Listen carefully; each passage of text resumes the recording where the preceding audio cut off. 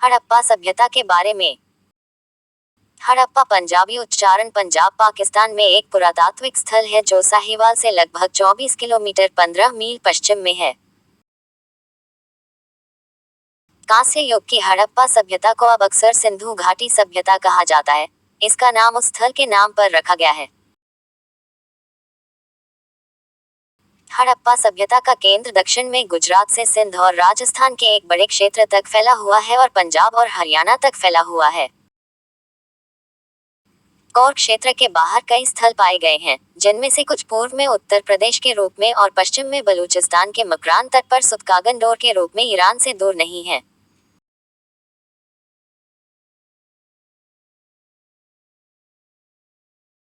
प्राचीन शहर के स्थल में एक कांस्य युग के गढ़वाले शहर के खंडहर हैं जो सिंध और पंजाब में केंद्रित हड़प्पा सभ्यता और फिर कब्रिस्तान एज संस्कृति का हिस्सा था।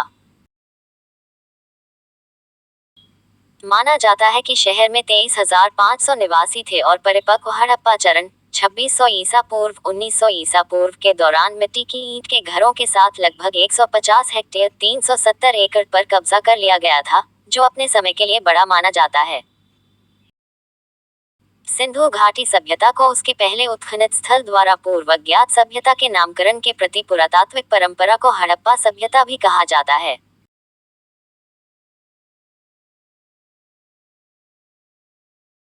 हड़प्पा के प्राचीन शहर को ब्रिटिश शासन के तहत भारी नुकसान हुआ था जब लाहौर मुल्तान रेलवे के निर्माण में खंडहरों की ईंटों को ट्रैक गिट्टी के रूप में इस्तेमाल किया गया था। हड़प्पा का वर्तमान गांव प्राचीन स्थल से 1 किलोमीटर 0.62 मील से कम है। हालांकि आधुनिक हड़प्पा में ब्रिटिश राजकाल का एक विरासत रेलवे स्टेशन है, लेकिन यह आज 15,000 लोगों का एक छोटा चौराहा है। 2005 में साइट पर एक विवादास्पद मनोरंजन पार्क योजना को छोड़ दिया गया था जब बिल्डरों ने निर्माण कार्य के शुरुआती चरणों के दौरान कई पुरातात्विक कलाकृतियों का पता लगाया था।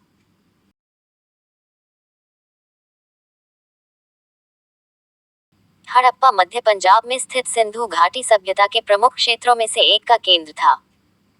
हड़प्पा वास्तुकला और हड़प्पा सभ्यता पुराने कांस्य युग में सबसे विकसित में से एक थी।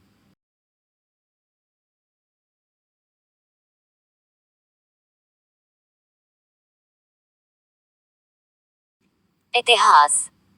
हड़प्पा सभ्यता की शुरुआती जड़ें लगभग 6000 ईसा पूर्व मेहरगढ़ जैसी संस्कृतियों में हैं। दो सबसे बड़े शहर मोहनजोदड़ो और हड़प्पा लगभग 2600 ईसा पूर्व पंजाब और सिंध में सिंधु नदी घाटी के साथ उभरे। 1920 के दशक में लाहौर के दक्षिण में पश्चिम पंजाब में लरकाना और हड़प्पा के पास सिंध में मोहनजोदड़ो में खुदाई के बाद भी एक संभावित लेखन प्रणाली शहरी केंद्रों जल निकासी बुनियादी ढांचे और विविध सामाजिक और आर्थिक प्रणाली के साथ सभ्यता को फिर से खोजा गया था। उत्तर में भारत के पूर्व पंजाब में हिमालय की तलहटी से लेकर दक्षिण और पूर्व में गुजरात और पश्चिम में पाकिस्तानी बलूचिस्तान तक फैले कई अन्य स्थलों की भी खोज और अध्ययन किया गया है।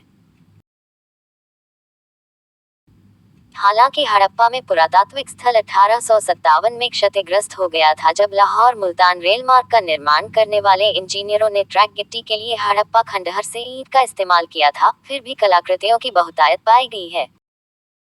समुद्र के स्तर में कमी के कारण हड़प्पा काल के अंत में कुछ क्षेत्रों को छोड़ दिया गया था।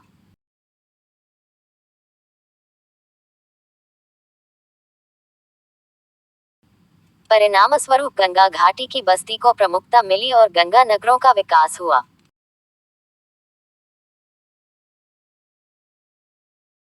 सबसे पुराने मान्यता प्राप्त हड़प्पा स्थल 3500 ईसा पूर्व के हैं। यह प्रारंभिक चरण लगभग 2600 ईसा पूर्व तक रहता है।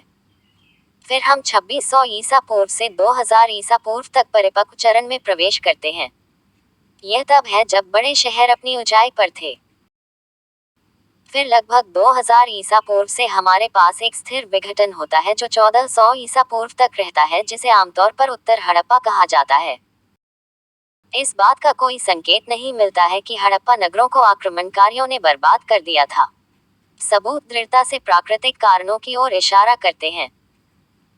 कई अध्ययनों से पता चलता है कि जो क्षेत्र आज थार रेगिस्तान है, वह कभी बहुत गीला था और धीरे धीरे जलवायु शुष्क हो गई।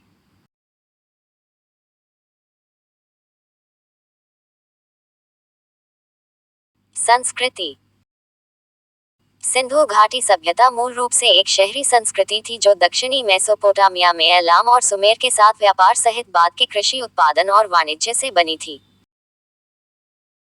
मोहनजोदड़ो और हड़प्पा दोनों को आमतौर पर अलग अलग रहने वाले क्वार्टर फ्लैट छत वाले ईंट के घरों और किलेबंद प्रशासनिक या धार्मिक केंद्रों के रूप में जाना जाता है।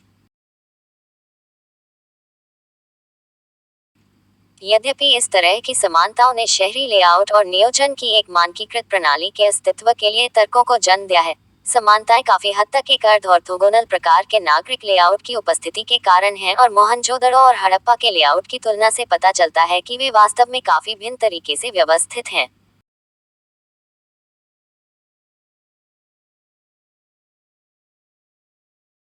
दूसरी ओर सिंधु घाटी सभ्यता के वजन और माप अत्यधिक मानकीकृत थे और एक निर्धारित पैमाने के अनुरूप थे। संपत्ति की पहचान और माल की शिपमेंट के लिए अन्य अनुप्रयोगों के बीच विशिष्ट मुहरों का उपयोग किया गया था। यद्यपि तांबे और कांसे का प्रयोग होता था, फिर भी लोहे का प्रयोग नहीं किया जाता था। कपड़ों के लिए कपास को बुना और रंगा जाता था। गेहूं, चावल और कई प्रकार की सब्जियों और फलों की खेती की जाती थी और गोबर वाले बैल सहित कई जानवरों को पालतू बनाया जाता था और साथ ही लड़ने के लिए मुर्गी को पहिया से बने मिट्टी के बर्तनों में से कुछ को जानवरों और ज्यामितीय रूपांकनों से सजाया गया था।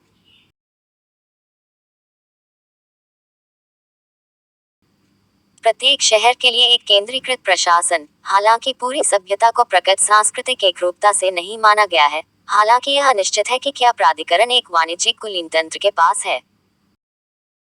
हड़प्पा वासियों के पास सिंधु नदी के किनारे कई व्यापार मार्ग थे जो फारस की खाड़ी, मेसोपोटामिया और मिस्र तक जाते थे।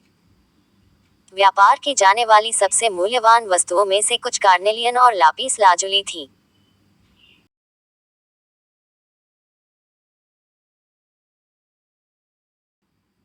जो स्पष्ट है वह यह है कि हड़प्पा समाज मानव कंकाल अवशेषों के साथ पूरी तरह से शांतिपूर्ण नहीं था, जिसमें दक्षिण एशियाई प्रागैतिहास में पाए गए चोट की उच्चतम दर 15.5% का प्रदर्शन किया गया था। हड़प्पा के कंकालों की जांच में अक्सर ऐसे घाव पाए गए हैं जो युद्ध में लगे होने की संभावना है।